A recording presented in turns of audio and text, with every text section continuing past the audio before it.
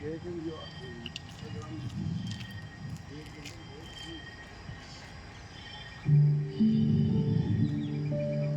को मेरा प्रणाम। कभी भी घमंड मत करना, कभी भी घमंड मत करना कि आप दूसरों को खिला रहे हो, कि कभी भी घमंड मत करना कि आप दूसरों को खिला रहे हो सकता है, क्या पता, हो सकता है आप किसी और के भाग्य का खा रहे हो। एक बहुत सुंदर कहानी जिससे मेरी ये बात चरितार्थ हो जाएगी, जिससे मेरी ये बात प्रूव हो जाएगी। एक रेस्टोरेंट था किसी एक शहर में, बहुत पॉपुलर रेस्टोरेंट था। वहाँ का नाश्ता बहुत प्रसिद्ध था, काफ़ी भीड़ लगी रहती थी, काफ़ी लोग वहाँ पर नाश्ता करने आते थे और बहुत रश रहता था उस रेस्टोरेंट के अंदर, और काफ़ी अच्छा वो रेस्टोरेंट चल रहा होता। एक आदमी वहाँ पर रोज आता और खूब नाश्ता वगैरह करता और चुपचाप बिना पैसे दिए निकल जाता। ऐसा वो कई दिनों से कर रहा था। एक बिजनेसमैन भी वहाँ पर रोज नाश्ता करने के लिए आने लगा। जब उसने देखा है नाश्ता बहुत अच्छा है तो वो प्रतिदिन वहाँ आता था।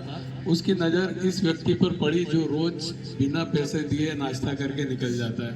उसने ध्यान रखा, 1 दिन 2 दिन 3 दिन 4 दिन 5 दिन 6 दिन 7 दिन हो गए, तो उसके दिमाग में आया कि यार ये आदमी रोज आता है, फोकट में खा के चला जाता है, पैसे भी नहीं देता है, ये बात मैं यार इस होटल के मालिक को बताऊं।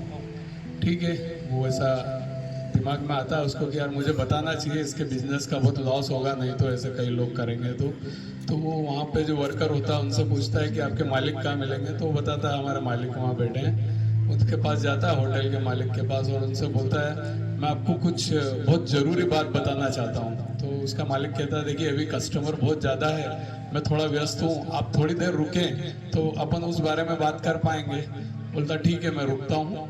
आधा 1 घंटे बाद जब उसका मालिक फ्री होता है तो वो वापस आपस में बैठते हैं, बात करते हैं। बोलता मैं आपको एक बहुत ज़रूरी बात बताना चाहता हूँ। उसका मालिक कहता होटल का, हाँ बताइए क्या बात है। बोले मैं नोटिस कर रहा हूँ एक व्यक्ति रोज आता है और अच्छे से नाश्ता वगैरह करता है और बिना पैसे दे निकल जाता है, आपके बिजनेस का बहुत घाटा हो रहा है। मैंने कहा आप क्या ये घाटा हो रहा है तो आपको इस बात की सूचना दी जाए, इस बात से आपको अवगत कराया जाए। तो होटल मालिक हंसता है, बोलता हाँ आप ये पहले व्यक्ति नहीं हो जो मुझे ये बात बता रहे हो, मुझे इसके पहले भी कई लोगों ने ये बात बताई, और जब उन्होंने ये बात बताई थी तो मैंने उस आदमी को एक बार फॉलो किया, उसका पीछा किया तो मैंने देखा वो अगले चौराहे पर भीख मांगता है, वहीं पे उसका ठिकाना है। ठीक है, और एक और मैं आपको आश्चर्य की बात बताऊं तो ये जो भीड़ है मेरे इस होटल में, ये इसके कारण है। तो बिजनेसमैन हंसने लगता है कि यार इसके कारण भीड़ कैसे हो सकती है, एक तरफ तो ये आपका खा रहा है, नुकसान कर रहा है, और आप बोल रहे हो इसके कारण भीड़ है, आप इसको अच्छा मान रहे हो। बोले मैंने जब इसका पीछा किया मैंने देखा है ये वहाँ पर भीख मांगता है। जब ये रोज मेरे होटल के बाहर आता है, होटल के बाहर आके खड़ा होता है, और कई बार मैंने देखा है ये भगवान से प्रार्थना करता रहता है। और पता है क्या प्रार्थना करता है वो भगवान से? वो भगवान से प्रार्थना करता है कि इस होटल में ज्यादा से ज्यादा लोग आए, ज्यादा से ज्यादा भीड़ आ जाए, ताकि मैं उस भीड़ में जाऊं और नाश्ता करके आ जाऊं बिना पैसे दिए।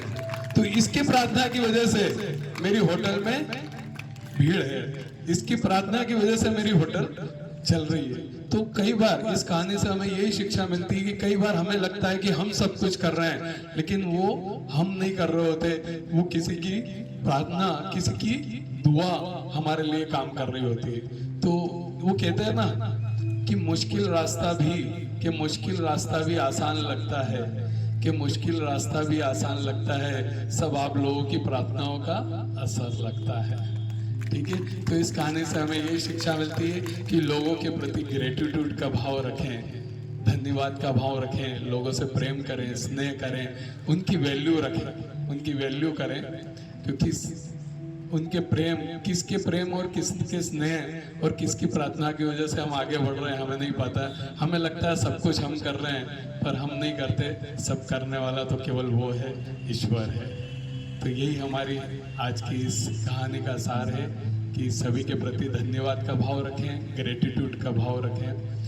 एक कविता जिसके माध्यम से मैं अपनी बात को विराम दूंगा कि हमने भी जिंदगी के कई रंग देखे हैं, कि हमने भी जिंदगी के कई रंग देखे हैं, कहीं धूप, कहीं छाँव, कहीं बारिशों के संग देखे हैं, और जैसे जैसे मौसम बदला है हमने भी लोगों के बदलते रंग देखे हैं। ये उन दिनों की बात है जब हम मायूस हो जाया करते थे, अपनी मायूसी के गीत लोगों के सामने गाया करते थे, और कभी कभी तो जज्बातों में आंसू भी बहाया करते थे, और ये देख लोग हमारी हंसी उड़ाया करते थे।